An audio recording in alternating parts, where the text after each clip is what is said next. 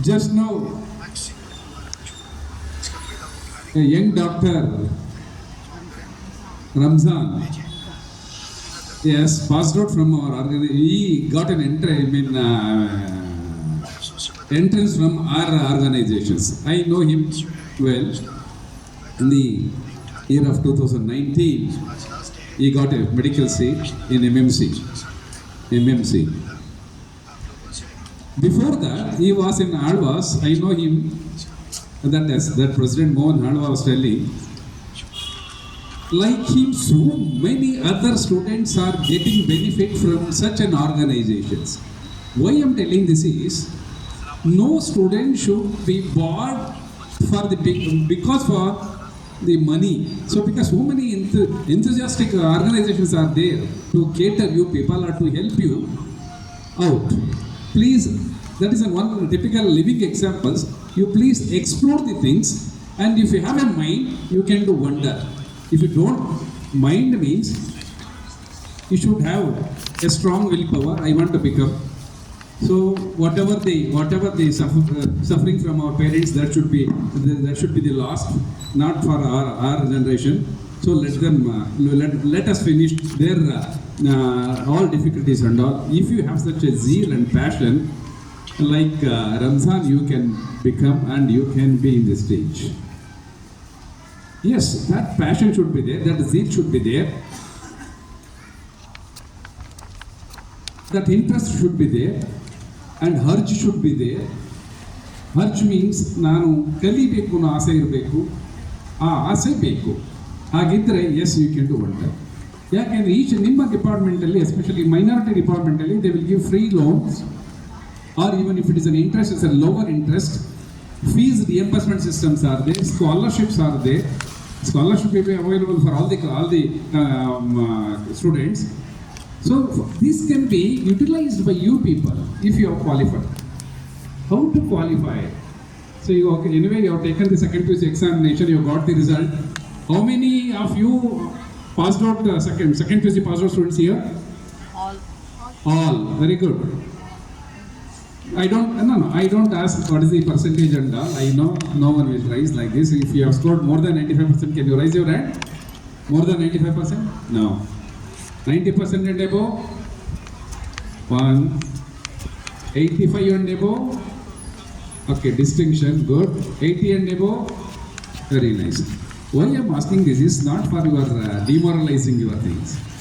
So whatever the marks you got, you have an opportunity, ample of opportunity to pursue your higher studies. Only thing is you have to find your avenues. If not, what is the other course? Just now the speaker explored the possibilities. ಯಾರು ಎಲ್ಲೆಲ್ಲಿ ಹೋಗ್ಬೋದು, science, arts, commerce ಎಲ್ಲ. Yes, ನಾನು ಸೈನ್ಸ್ಗೆ emphasis ಮಾಡಿದರೂ ಕೂಡ let us see the other revenues. ಈಗ arts students ಕೂಡ there should not be any inferiority for arts students. Any arts students are there here? HEPS and all? Good. Only one student. What do you want to become? CA? HESP. What do you want to become? IPS officer. IPS, very good, IPS officer. Why not for IAS? Okay, good. Sit down. IPS, it is a service-oriented field. Yes, everyone should have a dream of becoming top officers, top administrators like IAS, IPS, IRS, IFS, and IARS. And other more than 15 all-India service opportunities are there. You can aim for that. If you go there, what you can do? You can change your society. That's all. Yes, that is the major role. No. In addition to you can change your family, so you can change your whole society. You can give good administration. You can become a good administrator. You can become a policy maker. You can become a financial expert. Like that, you want to be like that. You should aim for high, and somewhere you will be landed in somewhere else. That's what the last previous session speaker told you people. Okay, other than that, commerce, how many commerce students are there here? Okay, so the majority science students are there here. Okay, commerce, so many, as he said, so many other courses are there. Yes, in the commerce you should always aim for high. If not, BCom is there, nothing to worry. Go for high, CA. Want to aim for CA? Chartered accountant. Pardon me? Chartered Not able to hear you? They want Canada. Kannada ಬೇಕಾ? Okay. C ಎಗೆ ಹೋಗಿ C A ಮಾಡಿ, C A ಮಾಡೋದ್ರಿಂದ C ಎಗೆ ಏನು ಮಾಡಿದರೆ at least ನೀವು ಯಾವುದಾದ್ರು ಒಂದು ಬ್ಯಾಂಕ್ ಎಕ್ಸಾಮ್ ಪಾಸ್ ಮಾಡಿಬಿಟ್ಟು ಬ್ಯಾಂಕ್ ಆಫೀಸರ್ ಆಗ್ಬೋದಪ್ಪ ಅಂತ ಹೇಳ್ಬೋದು. C A it is not an ಕಷ್ಟ, ಕಬ್ಬಿಣದ ಕಡಲೆ ಏನಲ್ಲ ಅದು, ಕಬ್ಬಿಣದ ಕಡಲೆ ಇಲ್ಲ. If you take up that course is serious manner, serious ತೆಗೆದುಕೊಂಡ್ರೆ yes you definitely you can crack that. ನಾನು ಯಾಕೆ ಹೇಳ್ತಾ ಇದ್ದೀನಿ ಅಂತ ಹೇಳಿದ್ರೆ, ಸರ್ಕಾರಿ ಸಂಸ್ಥೆಯಲ್ಲಿ ಮಲ್ಲೇಶ್ವರದಲ್ಲಿ ಗರ್ಲ್ಸ್ ಕಾಲೇಜಲ್ಲಿ ಸರ್ಕಾರಿ ಸಂಸ್ಥೆಯಲ್ಲಿ ಸುಮಾರು 3,000 ಹೆಣ್ಣು ಮಕ್ಕಳಿದ್ದಾರೆ. ಹೆಣ್ಣುಮಕ್ಕಳು ಕಾಲೇಜ್ ಅದು. PU-ನಲ್ಲಿ ಸುಮಾರು 3,200 ಮಕ್ಕಳು ಕಾಲೇಜಲ್ಲಿ ಇದ್ರು. ಆ ಕಾಲೇಜಿನಲ್ಲಿ ಓದುವಂಥ ಹೆಣ್ಣು ಮಕ್ಕಳು ಪ್ರತಿ ವರ್ಷ ಅಟ್ಲೀಸ್ಟ್ ಮಿನಿಮಮ್ 3-4 ಜನ CA ಮಾಡ್ತಾರೆ, ಪಾಸ್ಔಟ್ ಜಾಯ್ನ್ ಆಗ್ತಾರೆ. ಆಫ್ಟರ್ 12th ಆದಮೇಲೆ BCom ಜಾಯ್ನ್ ಆಗಿ CA ಇನ್ನು ಪ್ಯಾರಲ್ಗೆ CA ಮುಗಿಸ್ಕೊಂಡು at the time of 3rd year, so 4th yearಗೆ they will become a CA, chartered account ಆಗಿರ್ತಾರೆ. ಸೊ ಅವರೆಲ್ಲ ಬರೋ ಮಕ್ಕಳೇ ಪೊಸಿಷನ್ ಹೇಗಿರುತ್ತೆ ಅಂತಂದರೆ, ಅಲ್ಲೆಲ್ಲ ಡೌನ್ ಟೌನ್ ಮಕ್ಕಳು, ಆಟೋ ಡ್ರೈವರ್ ಮಕ್ಕಳಿರ್ತಾರೆ, ಅಥವಾ ಕೂಲಿ ಕಾರ್ಮಿಕರ ಮಕ್ಕಳಿರ್ತಾರೆ, ಫ್ಯಾಕ್ಟ್ರಿನಲ್ಲಿ ವರ್ಕ್ ಮಾಡೋದಂಥ ಮಕ್ಕಳಿರ್ತಾರೆ. ಸೊ ಅವ್ರಿಗೆ ಡಿಟರ್ಮಿನೇಷನ್ಸ್ ಇರುತ್ತೆ, ಸೆಲ್ಫ್ ಒಂದು ನಾನು ಮಾಡಲೇಬೇಕು ಮೋಟೋ ಇರುತ್ತೆ, ನಾನು ಆ ಕೆಲಸ ಮಾಡಲೇಬೇಕು ಅನ್ನೋದಿರುತ್ತೆ, ಗುರಿ ಸಾಧಿಸಬೇಕು ಅನ್ನೋದಿರುತ್ತೆ. ಎಸ್, ದಟ್ ಶುಡ್ ಹ್ಯಾವ್ ಅಂತ. ಇನ್ನು ದಿಸ್ ಸ್ಟೇಜ್ ಯಂಗ್ ಮೈಂಡು ನಿಮ್ಮದು, what you want to become, ನೀವು ಏನು ಆಗಬೇಕು ಅಂತ ಅಂದ್ಕೊಳ್ತೀರೋ ಅದನ್ನು ಶೇಪ್ ಅಪ್ ಮಾಡಿಕೊಂಡ್ರೆ ಡೆಫಿನೆಟ್ಲಿ ಯು ಕ್ಯಾನ್ ಬಿಕಮ್. ಹಾಗಾಗ್ತೀರಾ, ಅದು ಮಾಡ್ತೀರಾ. ಇಷ್ಟಾದ ಮೇಲೆ ಇದು ಜನರಲ್ ಆಯಿತು, ಆಗಲೇ ಹೇಳಿದ್ದಾರೆ. ಇದಾದ ಮೇಲೆ ನಾನು ಸೈನ್ಸಿಗೆ ಬರ್ತೀನಿ, CET ಕೌನ್ಸಿಲಿಂಗ್ ಹೇಗಾಗತ್ತೆ, ಸೊ ಏನೆಲ್ಲ ಅವಕಾಶಗಳಿದ್ದಾವೆ ಅಂತ ನೋಡೋಣ. ಸೈನ್ಸಿಗೆ ಬಂದಾಗ ಸೈನ್ಸಲ್ಲಿ ಮೇಜರಾಗಿ PUC ಸೈನ್ಸಲ್ಲಿ 10th ಆದಮೇಲೆ ನೀವು PCMB ತೊಗೊಂಡಿರ್ತೀರಾ, PCMC ತೊಗೊಂಡಿರ್ತೀರಾ, PCME ತೊಗೊಂಡಿರ್ತೀರಾ. ಸೊ ಈ ಎಲ್ಲ PCME ಆ್ಯಂಡ್ PCMC ತೆಗೆದುಕೊಂಡ್ರೆ ಇನ್ನೆಲ್ಲೂ ಹೋಗೋಕ್ಕಾಗಲ್ಲ. If you want to go for a professional courses you can go for only engineering, ಅಥವಾ ನೀವು BSc ಹೋಗ್ಬೋದು. BSc-ನಲ್ಲಿ ಯು ಕ್ಯಾನ್ ಟೇಕ್ PCM ಆಗ್ಬೋದು, PMC ಆಗ್ಬೋದು, ಅಥವಾ ಇನ್ನೊಂದು ಏನಾದರೂ ಒಂದು ಕೋರ್ಸ್ ಇದೆ PME ಆಗ್ಬೋದು, PMC ಆಗ್ಬೋದು, ಏನಾದರೂ ತೊಗೋಬೋದು, ಕಂಪ್ಯೂಟರ್ ಸೈನ್ಸ್ ಏನಾದರೂ ತೊಗೋಬೋದು. ಆದರೆ ample of opportunities available only for the PCMB candidates. PCMB ಮಾಡಿದರೆ you can go for anything. PCMB ಇಂದ ಡಾಕ್ಟರ್ ಆಗ್ಬೋದು, ಇಂಜಿನಿಯರ್ ಆಗ್ಬೋದು, ವೆಟರ್ನರಿ ಓದ್ಬೋದು, ಅಗ್ರಿ ಫಾರ್ಮ್ ಸೈನ್ಸ್ ಕೋರ್ಸ್ ಹೋಗ್ಬೋದು, ಅಥವಾ ಫಾರ್ಮಡಿಗೆ ಹೋಗ್ಬೋದು, ಫಾರ್ಮಡಿಗೆ ಹೋಗ್ಬೋದು, ಅಥವಾ ಫಾರ್ಮಸಿಗೆ ಹೋಗ್ಬೋದು, ಯೋಗಿಕ್ ಸೈನ್ಸ್ಗೆ ಹೋಗ್ಬೋದು, ಯುನಾನಿಗೆ ಹೋಗ್ಬೋದು, ನ್ಯಾಚುರೋಪತಿ ಯೋಗಿಕ್ ಸೈನ್ಸ್ಗೆ ಹೋಗ್ಬೋದು. So many courses are they. So ಈ ಎಲ್ಲ ಕೋರ್ಸಸ್ನ ಹೇಗೆ ಯಾರು ಅಡ್ಮಿಷನ್ಗೆ ತಗೊಳ್ತಾರೆ, ನಿಮಗೆ ಇನ್ವೈಟ್ ಮಾಡ್ತಾರೆ, ಯಾರು ಅಡ್ಮಿಷನ್ ಮಾಡ್ಕೊಳ್ತಾರೆ ಅಂತಂದರೆ, ಅಡ್ಮಿಷನ್ಗೆ ಪ್ರಾಸೆಸ್ ಇದೆ. That is the agency KEA ಇದೆ, Karnataka examination authority. Earlier it used to be called a CET cell ಅಂತ ಕರೀತಾ ಇದ್ರು. ಅದೀಗ KEA ಆಗಿದೆ, ಕರ್ನಾಟಕ ಎಕ್ಸಾಮಿನೇಷನ್ಸ್ ಅಥಾರಿಟಿ ಆಗಿದೆ. They will conduct the examination for NEET. So ಈಗ ಇಂಜಿನಿಯರಿಂಗ್ ಎಂಟ್ರೆನ್ಸ್ಗಳಿಗೆ, ಮತ್ತು ಆರ್ಟಿಕಲ್ಚರ್ಗೆ, ಸೆರಿಕಲ್ಚರ್ಗೆ, ಅಗ್ರಿಕಲ್ಚರ್ಗೆ, ಬಯೋಟೆಕ್ನಾಲಜಿಗೆ, ಹೋಮ್ ಸೈನ್ಸ್ಗೆ, ಡೈರಿ ಸೈನ್ಸ್ಗೆ, ಫಿಶರೀಸ್ಗೆ, ಪೋಲ್ಟ್ರಿಗೆ, ಫಾರೆಸ್ಟ್ರಿಗೆ ಆ್ಯಂಡ್ ನ್ಯಾಚುರೋಪತಿ ಯೋಗಿಕ್ ಸೈನ್ಸ್ಗೆ, ವೆಟರ್ನರಿಗೆ, ಫಾರ್ಮಡಿಗೆ, ಫಾರ್ಮಸಿಗೆ, ನರ್ಸಿಂಗಿಗೆ. ಸೊ ಫಾರ್ ಇಷ್ಟೆಲ್ಲ ಕೋರ್ಸ್ಗಳಿಗೆ ಅದೊಂದು ಎಕ್ಸಾಮ್ ಮಾಡ್ತಾರೆ CET ಸೆಲ್ಲಲ್ಲಿ, CET ಎಕ್ಸಾಮಿನೇಷನ್ ಅಂತ. ಆ CET ಎಕ್ಸಾಮಿನೇಷನ್ ಬಂದಾಗ ಸೊ ಅದು 4 ಸಬ್ಜೆಕ್ಟ್ ಇರುತ್ತೆ, like physics, chemistry, mathematics, biology. So ಈಗ ಆಲ್ರೆಡಿ ತೆಗೆದುಕೊಂಡಿದ್ದೀರಾ ನೀವು. ಸೊ ಕೆಲವರು ಬರೀ PCM ತೆಗೆದುಕೊಂಡಿರ್ತೀರಾ. ಯಾರು ತೊಗೊಂಡಿರ್ತೀರಾ ಅಂತಂದರೆ PUC-ನಲ್ಲಿ PCME-ನೋ MC ತೊಗೊಂಡಿರೋರು, PC ಬರೀ 3 ಸಬ್ಜೆಕ್ಟ್ ತೊಗೊಂಡಿರ್ತೀರಾ. ಸೊ 4 ತೊಗೊಂಡಿರೋರು PCMB ತೊಗೊಳ್ತೀರಾ. ಆಲ್ವೇಸ್ ಬೆಟರ್ ಟು ಹ್ಯಾವ್ 4 ತೊಗೊಂಡಿದ್ರೆ ಪುಣ್ಯ, ಒಳ್ಳೆಯದು. ಸೊ ಇದಾದಮೇಲೆ ಏನಲ್ಲಿ ಹೋಗ್ಬೋದು, ಹೇಗೆ ರ್ಯಾಂಕ್ ಕೊಡ್ತಾರೆ ಅನ್ನೋದು ಇಂಪಾರ್ಟೆಂಟು. ಸೊ ಈ ಪರೀಕ್ಷೆ ತೆಗೆದುಕೊಂಡಿದ್ದೀರಾ. ಪರೀಕ್ಷೆ ಆದಮೇಲೆ ಈಗ ನೀವೆಲ್ಲರೂ ಕಾಯ್ತಾ ಇದ್ದೀರಾ, ರ್ಯಾಂಕ್ಗೋಸ್ಕರ ಕಾಯ್ತಾ ಇದ್ದೀರಾ. ಈಗಾಗಲೇ ನಿಮಗೆ ಕೀ ಆನ್ಸರ್ಸ್ ಅನೌನ್ಸ್ ಮಾಡಿದ್ದಾರೆ. ಇಂದ ಕೀ ಆನ್ಸರ್ಸ್ ರಿಲೀಸ್ ಮಾಡಿದ್ದಾರೆ. ಕೀ ಆನ್ಸರ್ಸ್ ಅಂದ್ರೆ ಏನು, what are all the probable answers ಅಂತ. ಇದು ಕರೆಕ್ಟ್ ಆನ್ಸರ್ಸ್ ಇದೆಯಾ ಅಂತ ನೋಡಿ. ಈಗಲೇ ನೀವು ಚೆಕ್ ಮಾಡ್ಕೋಬಹುದು. KE ಟ್ರಾನ್ಸ್ಪರೆಂಟ್ ಆಗಿ ಎಫೆಕ್ಟಿವ್ ಆಗಿ ಎಕ್ಸಾಮ್ ಮಾಡಿದೆ, ಹಾಗೆ ಅಲಾಟ್ಮೆಂಟು ಹಾಗೆ ಮಾಡುತ್ತೆ. ಸೊ ಕೀ ಆನ್ಸರ್ಸ್ನ ಚೆಕ್ ಮಾಡ್ಕೋಬಹುದು. ಯಾಕೆ ಅಂತಂದ್ರೆ ಟ್ರಾನ್ಸ್ಪರೆಂಟ್ ಅಂದ್ರೆ ನಿಮ್ಗೆ ಆಲ್ರೆಡಿ ನಿಮ್ಮ ಹತ್ರ ನೀವು ಏನು ಬರ್ದಿದ್ರೆ ಒಂದು ಶೀಟ್ ಇರುತ್ತೆ, ರೆಪ್ಲಿಕಾ ನಿಮ್ಮ ಹತ್ರ ಇರುತ್ತೆ, OMR ರೆಪ್ಲಿಕಾ ನಿಮ್ಮಲ್ಲಿದೆ. ಯಾವುದಕ್ಕೆ ಟಿಕ್ ಮಾಡ್ಕೊಂಡಿದ್ದೀರಾ, ಯಾವುದಕ್ಕೆ ರೈಟ್ ಆನ್ಸರ್ ಅನ್ನೋದು ನಿಮ್ಗೆ ಗೊತ್ತಿರುತ್ತೆ. ರೈಟ್ ಆನ್ಸರ್ ಅನ್ನು ರಿಲೀಸ್ ಮಾಡಿದರೆ ಯು ಕ್ಯಾನ್ ಕಂಪೇರ್. ಈಗಲೇ ಕಂಪೇರ್ ಮಾಡ್ಕೊಂಡಿಲ್ಲ ಅಂದರೆ ಈಗಲೂ ಮಾಡ್ಕೊಳ್ಳಿ. ಸೊ ನಿಮಗೆ ಅಲ್ಲಿ ಕೊಟ್ಟಿರೋ ರೈಟ್ ಆನ್ಸರ್ ಏನೋ, ನೀವು ಟಿಕ್ ಮಾಡ್ಕೊಂಡಿರೋದು ಏನೋ. ಸೊ ಅಷ್ಟಕ್ಕೂ ಅಷ್ಟು ಬಂದಿದ್ರೆ ವೆರಿ ಗುಡ್. ಇಲ್ಲ ಒಂದು 5-10 ತಪ್ಪಾಗ್ಬಿಟ್ಟಿದೆ, fine, no nothing to worry. ಯೋಚನೆ ಮಾಡಬೇಡಿ. ಯಾಕೆ ಆಮೇಲೆ ಕೊನೆಯಲ್ಲಿ ಹೇಳ್ತೀನಿ. Nothing to worry. Even the last rank student will get a seat. ಆದರೆ ಯಾವ ಸೀಟ್ ಅನ್ನೋದು ಇಂಪಾರ್ಟೆಂಟ್. ನಿಮ್ಮ ಇಂಟ್ರೆಸ್ಟ್ ಇದ್ದರೆ ಹೇಗೆ ಮಾಡ್ಕೋಬೋದು ಅಂತ ನಾನು ಹೇಳ್ತೀನಿ. ಇವಾಗ ನಾನು ಯಾಕೆ ಹೇಳ್ತೀನಿ, ಹೇಗೆ ರ್ಯಾಂಕ್ ಕೊಡ್ತಾರೆ ಅಂತ ಹೇಳ್ತೀನಿ. ಪ್ರತಿಯೊಬ್ಬ ವಿದ್ಯಾರ್ಥಿಗಳಿಗೂ ಕೂಡ ರ್ಯಾಂಕ್ ಸೀಟ್ ಅಲಾಟ್ ಆಗುತ್ತೆ. ಕರ್ನಾಟಕದಲ್ಲಿ more than 1,20,000 engineering seats are available. 1,20,000 seats ಬರೀ ಇಂಜಿನಿಯರಿಂಗಲ್ಲಿದೆ. ಮೆಡಿಕಲ್ ಸರ್ಕಾರಿ ಸೀಟ್ಸೇ ಒಂದು 10,000 ಇದೆ. ಪ್ರೈವೇಟ್ ಸೀಟ್ಸ್ ಒಂದು 12,000 ಇರುತ್ತೆ. ಫಾರ್ಮ್ ಸೈನ್ಸ್ ಕೋರ್ಸಸ್ ಸುಮಾರು ಒಂದು 16,000-20,000 ಸೀಟ್ಸ್ ಇದೆ. ವೆಟರ್ನರಿ ಇದೆ, ಫಾರ್ಮಡಿ ಇದೆ, ಫಾರ್ಮಸಿ ಇದೆ, ಹಾಗೆ ನಿಮಗೆ ನರ್ಸಿಂಗ್ ಇದೆ, and other professional vocational courses are available.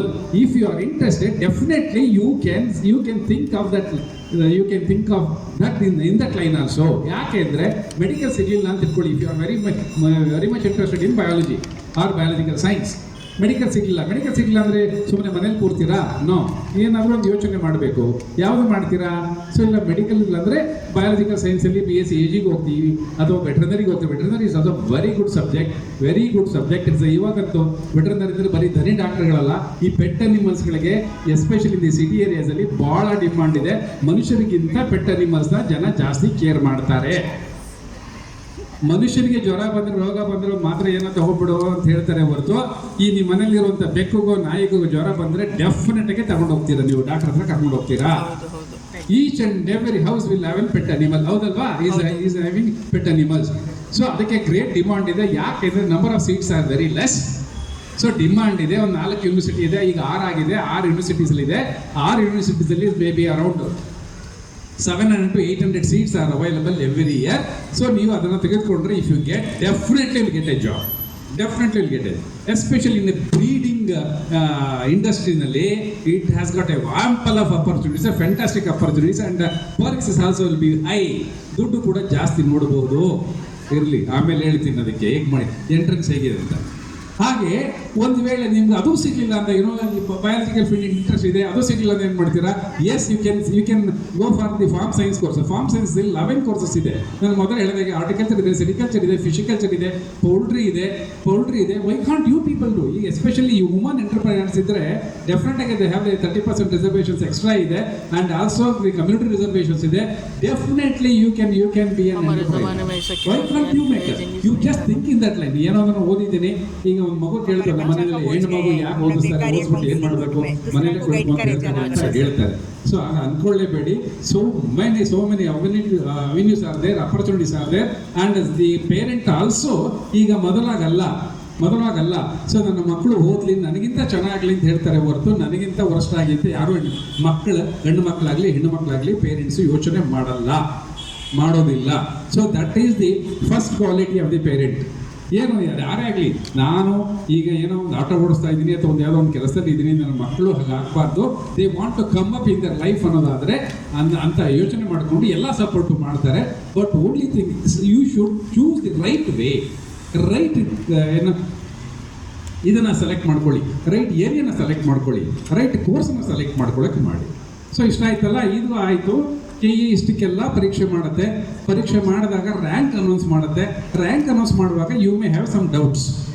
Rank rank ಹೇಗೆ ಮಾಡ್ತಾರೆ, ರ್ಯಾಂಕ್ ಅನೌನ್ಸ್ ಮಾಡೋದು ಹೇಗೆ ಮಾಡ್ತಾರೆ ನಿಮ್ಗೆ ಗೊತ್ತಿದೆ. 50% from the PUC marks and 50% from the CET marks ಅಂತ ಕರೀತಾರೆ, ಹೇಳ್ತೀವಿ. ಸೊ ಹೆಂಗ್ ಸರ್ 50-50 ತಗೊಳ್ತಾರೆ? ಈಗ CET ನಲ್ಲಿ ಈಗ 60 ಮಾರ್ಕ್ಸ್ ಒಂದು ಸಬ್ಜೆಕ್ಟ್ ಇದೆ, PUC ನಲ್ಲಿ 100 ಮಾರ್ಕ್ಸ್ ಒಂದು ಸಬ್ಜೆಕ್ಟ್ ಇದೆ. ಹೆಂಗೆ 50 ಅಂದ್ರೇನು?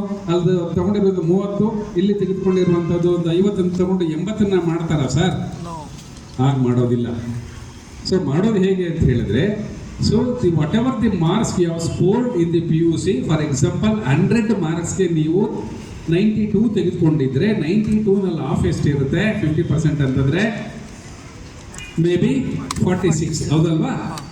ನಾನು ಮ್ಯಾಥಮೆಟಿಕ್ಸ್ ಪೂರು, ನಾನು ಬಯಾಲಜಿ ಸ್ಟೂಡೆಂಟ್, ಅದಕ್ಕೆ ಇಸ್ ಇಟ್ 46 ತಾನೆ? ಓಕೆ, 46 ತೆಗೆದುಕೊಳ್ತಾರೆ. ಹಾಗೆ CET ನಲ್ಲಿ ಮ್ಯಾಥಮೆಟಿಕ್ಸಲ್ಲಿ ಅದೇ ಮ್ಯಾಥ್ಸಲ್ಲಿ 92ಗೆ 46 ತಗೊಂಡಿರ್ತಾರೆ, ಅಥವಾ ಬಯಾಲಜಿನಲ್ಲಿ 46 ತೆಗೆದುಕೊಂಡಿರ್ತಾರೆ.